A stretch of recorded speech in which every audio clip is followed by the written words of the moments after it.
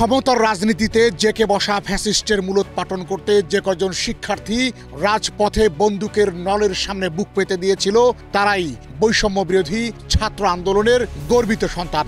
তাদের মধ্য থেকেই দেশের এই ক্রান্তিকালে অন্তর্বর্তী সরকারের অধীনে বিভিন্ন দপ্তরে ছাত্র প্রতিনিধির দায়িত্ব দেওয়া হয়েছিল, কিন্তু সবাই কি তাদের দায়িত্ব সঠিকভাবে পালন করছে?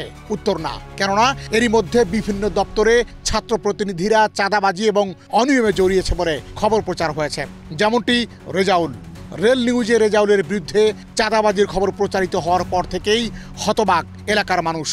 ছাত্র বন্ধুরা বলছেন, রেজাউল জুলাই বিপ্লবের বিরোধিতা করার পরও কিভাবে রেলওয়ের মতো গুরুত্বপূর্ণ জায়গায় প্রতিনিধি হিসাবে নির্বাচিত হয়েছে।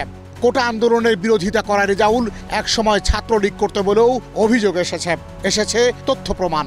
রেল নিউজে রেজাউলের নামে চাঁদাবাজির সংবাদ প্রচার হওয়ার পর থেকেই বেশ কিছু তথ্য উপাত্ত ইনবক্সে আসতে থাকে।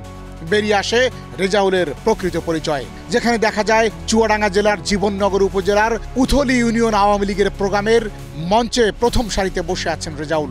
পাশেই ছাত্রলীগের সাধারণ সম্পাদক জিনারুল ইসলাম জেবু বক্তব্য দিচ্ছেন। আরেকটি ছবিতে ছাত্রলীগের সাবেক কেন্দ্রীয় সভাপতি সাইফুর রহমান সোহাগের সাথেও দেখা যায় তাকে। চতুর রেজাউল 5 আগস্টের পর নিজের ফেসবুক আইডি বন্ধ করে দিয়ে নতুন করে আইডি খুলেছে। পরিচয় গোপন করার পর রাতারাতি রেলের ছাত্র প্রতিনিধি বনে যায় রেজাউল। নিয়ম নীতির তোয়াক্কা না করে নিজের পকেট ভরা শুরু করে সে।